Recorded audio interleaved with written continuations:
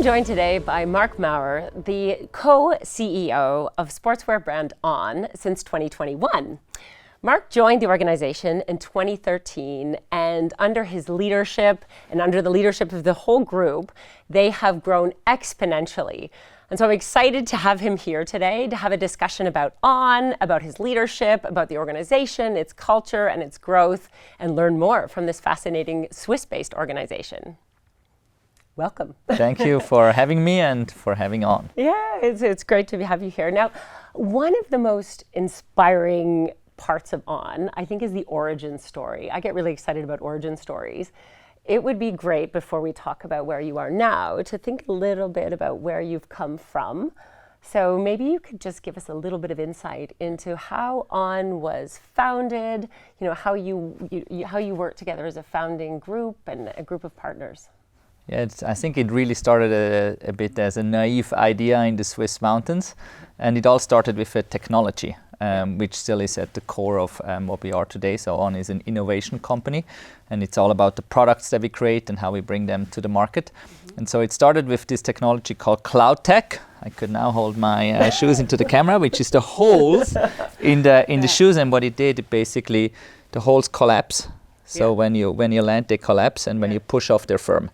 So this provided you a unique way of cushioning and a unique way of movement. Mm-hmm. And so this allowed the original three founders to start a company based on that technology. Yeah. And then soon they were joined by others. And once our dream was to be the biggest sportswear company in Switzerland. And we would never have dared to dream to be where we are today. Yeah. But I think we are very grateful for where we are now. And how did you end up in the organization? And when you came in, you were chief operating officer. Right? Yeah, so we were your story? So we were roughly probably 15 people when myself and Martin, who is now my co-CEO, came in. Yeah. And it was really, I knew one of the co-founders really, really well, Casper. Yeah. And he already asked when they started the company, but I was still living my consulting life, and I had absolutely no money to fund a startup or to buy some of the shares. So. 3 years later, they asked me to help on the operational side. Mm-hmm. Turns out some things need to kind of, you can't just sell and not invoice and stuff like that. So, yes, it was great to be able to join. And so that you started out of a church, I believe, right? A church. Yeah, it was actually a house, a building that was owned by the church. Yeah. And they would use it for like common rooms where the people and the kids could go, and then they would rent it out at some point. Yeah. And so this was our first office. It's called the Kirchgemeindehaus. Yeah. That's interesting. Yeah. And so if you were to describe the culture, I know that I've heard and I've worked with your organization a bit, and I would say that the culture. And the leaders in the organization here talk about the culture being part and parcel of On's amazing success. So you've grown, I think you have 2,600 employees now, which is just amazing. So over the past decade. How would you describe the culture, and why do people say that it's part of your success? I think the culture is probably part of every company's success or failure, because in the end, I think the results that you see is what people create. Mm-hmm. Right? I always say On is not some kind of artificial thing. It's the sum of all the people in here and what they do and achieve together. And that sum is the best, or has the best possible outcome when people feel at home and when they have the same space where they're being heard and where they can perform at their best. And so I think this has always shaped our culture. And we realized quite early that the times where there's someone shouting left or right and then everyone follows are over, right? And so it's about how do we identify for the same thing, which in our case is igniting the human spirit through movement, right, which is our purpose. And so this is what guides all of us. Yeah. And then we're trying to underline that with 5 different spirits that people very much believe in and that they're guided by. Mm-hmm. And this, in the end, allows us to have a culture that keeps on evolving. And it's interesting when you describe it, because probably this isn't exactly the answer that you expected. It's also hard to describe it because it's constantly changing. Like the culture 8 years ago was very different to what it is today. Yeah. And for a long time we were always saying like, okay, we have to keep on the way it is. Yeah. And then at some point we said, you know what, that's probably wrong. We have to keep on evolving on, right? And evolving our culture. And so I think that whole topic of growth mindset and how are we open to each other, how are we listening to the organization, and how are we jointly kind of moving forward, I think this is very, very important. Wow, so much in there. So I think a few things I really want to highlight, because you're right, it is hard to describe. It's hard to describe an organizational culture. I think you could describe it much better than I do. So you Looking should in and describe our. analyzing. But I think your purpose, first of all, it's a purpose-led organization. And you said your purpose is to ignite the human spirit through movement. And do you think that really helps guide strategic choices of the organization? Does it help you kind of filter out, I mean, with this big boom of living online, for example, do you think it helps shape the way you approach that? Yes, it helps a lot. And I give you one very practical example. I think 2-3 years ago, we had a discussion around tokens and, how does On live in the digital world? Yeah. And it's like, should we, do we need to create basically our avatar footwears and so on, NFTs and so on, right? And we decided we are the anti-NFT, right? And so this is very strongly guided actually by our mission. We said, hey, we are about movement, and that is not about movement. And so this is a very practical way in how it comes to life, and then obviously how we communicate, how we create products, what we're focusing on. We're focusing on sportswear, very important. And there could be discussions around what we could acquire, but it always has to kind of fit within that single purpose that the company has. Human spirit and through movement. Yeah, and the human spirit is basically movement, not because of just movement itself, but because of what it allows your brain to do, and as a result of that, what it allows you to do, and what's the positive impact you have on the world because you move. Interesting. And I think that also that first part of the purpose around human spirit, right? It's not about your digital clone. It's about you as a human and what that means. And I think that this human spirits are underpinning of the culture here. So what would you say, what are some of the most important human spirits that you've defined, and how do they play out in the office? I think first of all is probably the topic human itself. I think for me personally, it's very important to put people first. Like my role is to deeply care about people and to make them successful. Even though you're a product company, right? Yes, but in the end, it's about people and what people create and how we understand our consumers and what they want. And the product is just the outcome of that. And I think, so this means we have to create an environment where, you are able to be your authentic self, I think, which is very, very important. And On consists of 2,500 very different people. And we have to be even more different, and we have to bring more differentiated people to On, but they have to feel at home.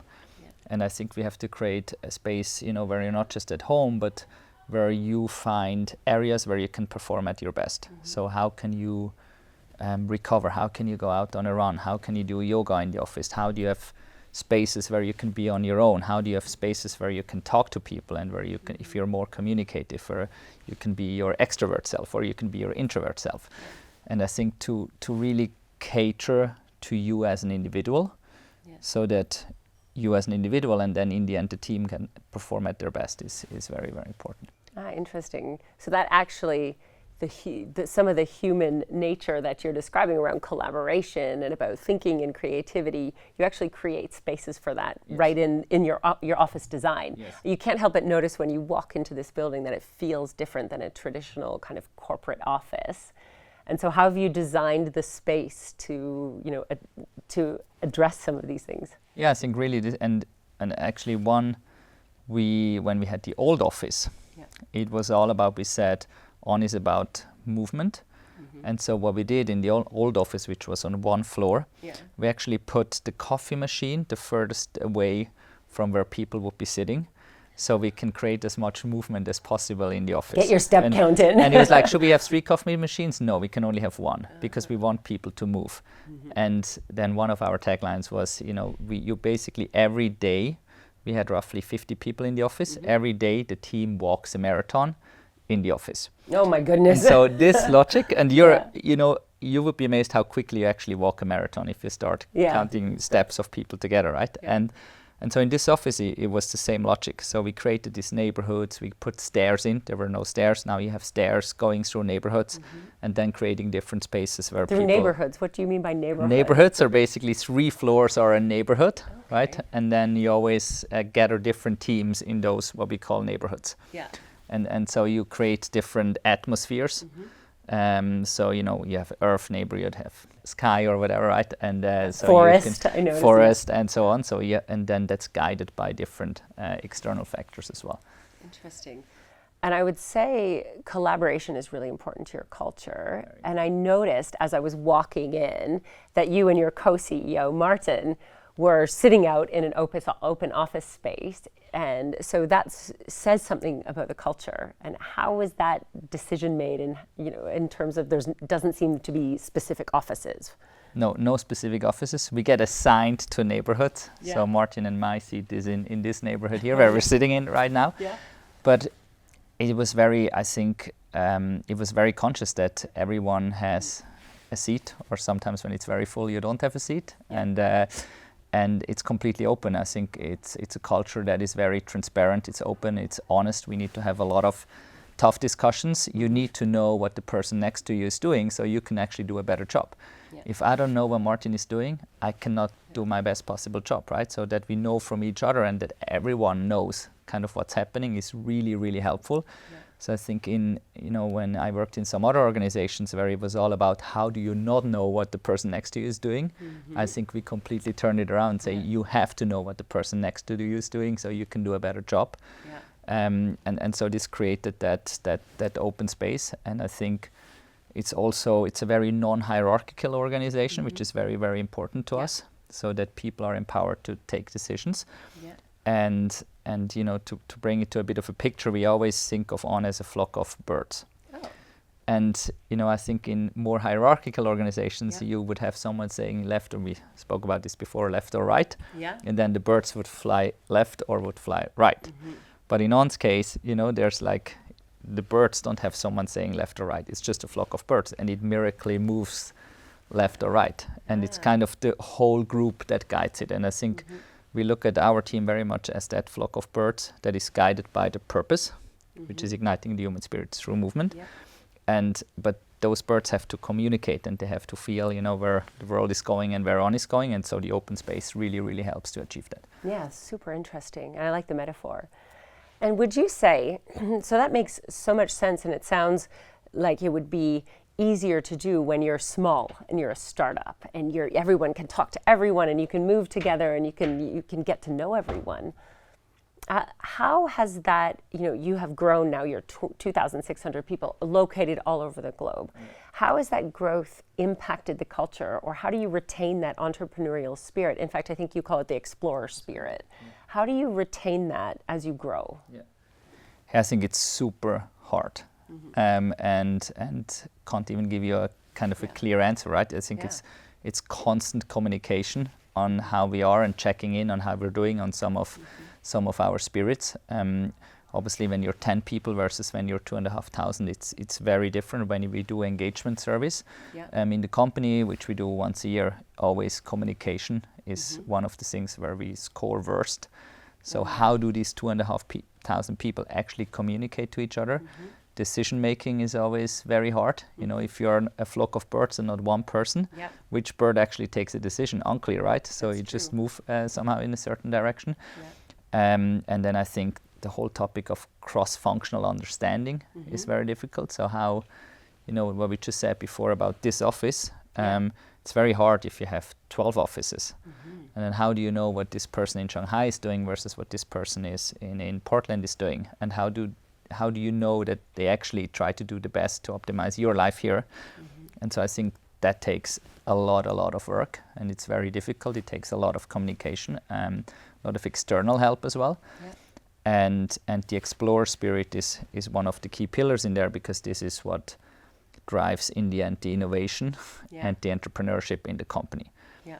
So I'm deeply convinced that basically the one thing that will make On successful in 30 years from now is embedded innovation in the culture, right? So the moment innovation depends on one person, once the person is gone, there's no more innovation. Yeah. So we have to embed innovation and risk-taking in the culture of On, independent of some individuals. And I think this is where the explorer spirit really ties into. And when you're a startup and you have 12 people, the person who joins is a huge risk taker by definition, right? So I was probably an explorer, right?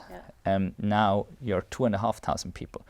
So you're basically, your risk appetite is a very different one to the first person that joined On. But we need some of those people. It's very important, otherwise we're going to fail. And now how do you bring those worlds together and embed some of the exploration within all those individuals that are joining On, so they're able to take risks, that are able to kind of go on paths that they have never, go on or marched on, to not do what the others are doing, to not say, hey, this is the benchmark, we need to do the same. But hey, this is the benchmark, let's do something different. And I think this is it takes a lot of communication and it's not an easy one. It's constant work. Yeah, constant work. And what are some of the things you can do that, like, let's say I'm a new employee starting in the organization. How do I get, how do I come into the culture? Like, is there kind of a program, or do they have access to you? Or how do you make sure that culture does get transferred, particularly when you're hiring from, for example, competitors who kind of come in with their mindset of what works in the organization they were from? I think we do, probably as most companies do, an onboarding. So we have 1 week onboarding that the founders and Martin and myself always join. So I actually had one today in the morning, and Martin too. So in my case, I talk about On's spirits and exactly about the explorer spirit as well. Then I think there's a big element in how we probably reward and recognize. So be it in compensation, but also in goal setting and so on. So how do you actually create room to explore? I think it's a very important element. It's how we structure the goals of the company. So how are we not pursuing like 20 different things, but 5 things? But within those 5 things, they can actually take big steps and big leaps. So I think it takes a lot of guidance and allowing to explore as well for the team. And then I think a lot is also just leadership by, role modeling. Right? And so it's not just me. It's you're joining On, and then you're sitting, I don't know, you would join as head of apparel, right? And then you're sitting next to the head of footwear. And the way the head of footwear lives the explorer spirit will in the end have a huge impact on how you live it. And so I think this learning from each other is culture is contagious, right? And as you said, you're all sitting together. So you're kind of brought into what it feels like and the language and what it's like to be here together. No, I think that's super interesting. I mean, you're a sportswear brand, right? And you're high performance, right? You look for excellence in the products. You look for your culture is inspiring. So I imagine you attract people who really want to push themselves and do well. How do you make sure that people don't push themselves too hard? What's your approach to managing energy? How do you manage energy as a co-CEO? So let's start with the team. Very hard one, and it's interesting always when we do the onboarding. Basically, we talk about the athlete spirit, which is one of our spirits, and I always ask, like, what are some of the things that define an amazing athlete? And it's always about achievement, growth mindset, and dedication. And what never comes up is recovery. It never comes up, right? And so I think we as an organization suffer from the same thing, because recovery is in the end what makes the athlete so unbelievably good. Absolutely. And so for me, I was just in Kenya, with some of the marathon runners, and all they do is they run, eat, and sleep, and they sleep a lot. And they can only perform at their best when they train, because they get so much recovery. And so we do a lot of work with the team to create awareness around it, just that they are aware of what works for you as a recovery mechanism versus what works for me. We work with tools that they can use. So one is, for example, Kian Health, which is a Swiss startup that we're working with. So digital tools, but also personal mentorship. Then, we just try to have a lot of discussions also together with the talent team, for example, you don't need to report holiday at dawn. Ah, interesting. Yeah, but the problem is people don't take enough, right? Isn't that the case? Yeah. When you have a culture where people are that athlete mindset. So you actually have to go and say how often were you off this year, and how do you have enough time recovering? And I think this is it. It's a lot of work, and On is a very high performing organization, and we definitely, a big part of our work is to make sure people are spending enough time recovering. No, and I think that's a whole different narrative, right? It's like flipping the narrative of business, because the business narrative was always, work as hard as you can and you give your life to the organization. And here you're saying, okay, our leaders have to be trained in not doing too much. Yes, and so because I think we're trying to hire people that we always talk of having a very high talent density. So how do we have the best possible people? Which means if you have a high talent density, you give them a lot of autonomy, so we can release control, right? And obviously, if we have those people with kind of that autonomy and that are great talents, then they are so driven, right? And so if we need to go to someone and say you should work more, the person should not be at On, right? And so this is almost like, I think this is the kind of people we're trying to attract, because otherwise you're in what you once called in another discussion what we had Club Med Zone, right? Which is a bit when you're not really challenged on your skill ratio, and I think we're really trying to have an organization that is really challenged on their skill ratio, but in a positive cultural context. So you really have to start at when you attract people to the organization and getting the right people in, as opposed to kind of filtering people out later. Yes, totally. I think it starts with. It's a hard one, we brought on 2,500 people. So obviously you don't always have the perfect match, but then it's about having open and honest discussions. And if it doesn't work, we have to part ways, and often it's the best for both sides. And to have that open feedback and dialogue, I think, is very important. Yeah, and keep it going. Yeah, and keep it going. And on that, what about you? You're a co-CEO. When you took the role, first of all, how did you decide to be co-CEOs, you and Martin, and how does that work? It works great. Now I think it's really a partnership of five, right? With the three founders, and so we also are able in that partnership to define the strategy of the company, and kind of have a large part of the ownership of the company, which is really good to steer the long-term plan that we have together. And within that group, we just said, hey, who is best at which roles? And this is how then, Casper and David took over the co-chairmanship, working a lot in innovation and on the product side. And Martin and I got awarded the task of running the business operationally. Yes, exactly. And I have to say, I would never want to do it alone. So it's interesting how in the beginning when we did the IPO, the questions were always, can this company perform with co-CEOs? That's not an organization we're used to. How does this work? Who is in charge? Who is taking decisions? We're like, we're taking together. And there was quite a few critical questions, and it was almost a negative. And 2 years after the fact, or after the IPO, now it's a huge positive. Now people are coming to us like, oh, can we learn from this co-CEO thing? And I think there's a lot of reasons why it works for us. It will not work for everyone. But for us, it's been working extremely well. Yeah. How do you make it work so well? Is it that you knew each other before, or did you just get to know each other in the role? I think we're very complementary, which is super important. So Martin has different skills than I have, and we respect each other for that. And the founders have different skills, right? So you have that with all the five of us, and also with the rest of the management team, which is very important. And I think my role is to make Martin successful, and his role is to make me successful. And I think that really allows you to care for each other and create space, to be able to perform at your best. And then it's a lot of talking. It's a relationship. We don't always agree, but rather than kind of being angry or whatever, you have to have the tough discussions, but do that with a lot of respect.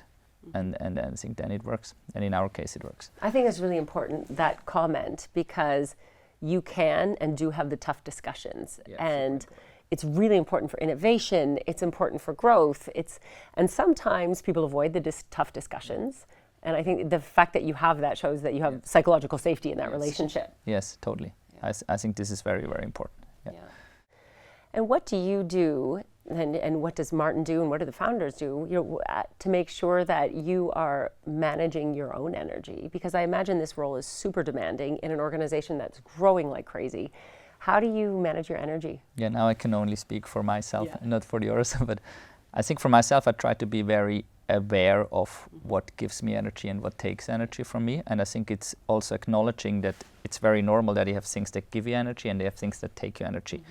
And to kind of purposefully try to balance that out. So sometimes I know I have a topic that I need to talk about tomorrow or whatever that will take energy from me. And then I actually try to put something else in my agenda that gives me energy purposefully, right? And so this allows me in the business context. So it doesn't always work, but quite often it actually works to really balance some of these things out. Then I need space on my own, which is very important. So I have my lunch run. I never do lunches. I always run over lunch, and I usually run alone.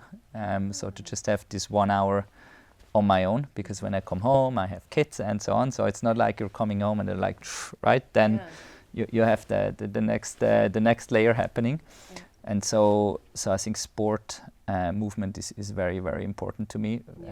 Spending some time with friends outside of work is very important. So I don't define myself through On. It's very important for me that I have a life outside of On with people that are not part of On, and to balance and get different perspectives, I think is super important. But it's a constant struggle. And I always say, okay, you have work, you have friends, you have wife, you have kids. And you're probably never going to be great at all the four. And I think you have to be aware of it and just also be open and honest and vulnerable, and probably also try to manage your personal expectations a bit. Because if you think every single day you have to be the best at all the four of them, you're probably going to kill yourself. So to just kind of be mindful about it, I think is important. And I like that you say vulnerability is key, right? Sometimes I'm not going to be the best dad, even though I want to be, and sometimes I'm not going to be the best CEO, even though I want to be. And then don't pretend you are. It's just like, okay, I know today is not good, so. Exactly. Just, put it out as it is. And I think that's really interesting. So, as we look into the future of the organization, On has been growing exponentially. Where do you want to be in 5 years, in 10 years? So I think On has a huge opportunity to redefine a bit how the traditional sportswear world or what it looks like. And I think it can redefine it by 3 different elements. One is it can be the most premium sportswear brand, which is, if you think about Nike and if you think about Louis Vuitton, maybe we're in the middle, right? And that doesn't really exist. You have Moncler, you have other brands, but they're more in the luxury space. And then you have more the mass market players, and I think we have this opportunity to be the premium player. And that allows us, which is the second thing, to really redefine on our sustainability path. Because if we can command superior margins, we can invest more in coming up with more sustainable materials, coming up with circular business models, and really driving change in how the industry works. And then the third thing is, and it's a bit linked to it, is innovation. So that we can really differentiate through innovation now in the field of sustainability, but also in the field of performance. So how do the products perform better and better? How do we have T-shirts, that are better at absorbing moisture and so on? And so I think this is a very unique opportunity that we're being given.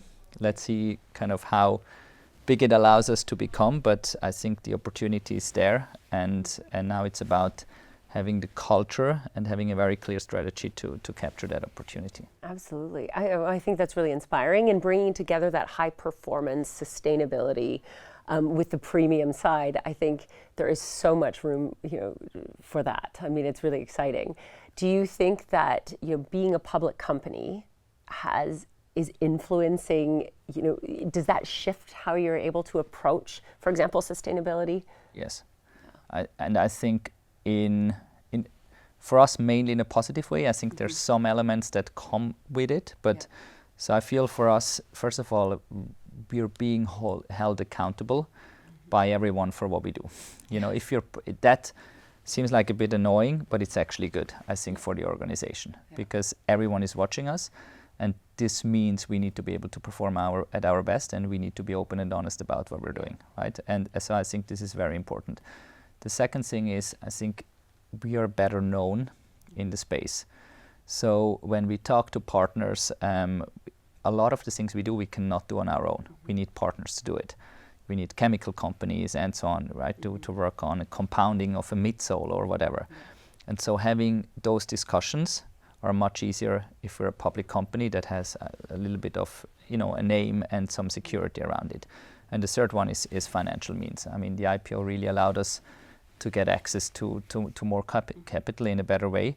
And this again allows us to have capital to invest in innovation and in more sustainable products. Yeah, both ends, right? It puts the pressure on you, but also offers opportunity. But I think growth. if this was important for us also in the learning journey is a bit, if you don't take the pressure as negative, but you actually be like, hey, okay, this is cool, we're being watched, but let's turn this positive and say, okay, now we're not competing in a small stadium anymore and running our labs, we're competing in a big stadium.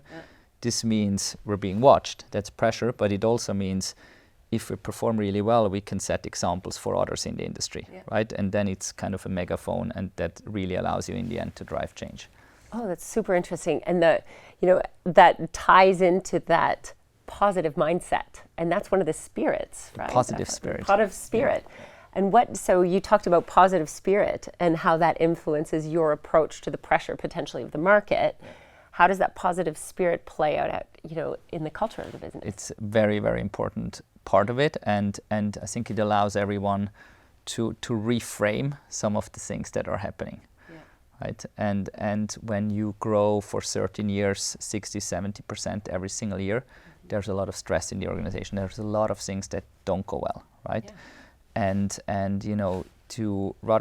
to see it as pressure, and I have discussions with the operations team. We grew at 60%, and they were like really down. And they were like, we didn't deliver, we couldn't deliver all the products. I'm like, hey, you delivered on 60% growth. This is absolutely outstanding. You should be so proud about yourself that you did that, right? And no, but we missed on 5%. Like, this doesn't matter, And so to reframe it and say, hey, what we're trying to do is we're trying to create positive change.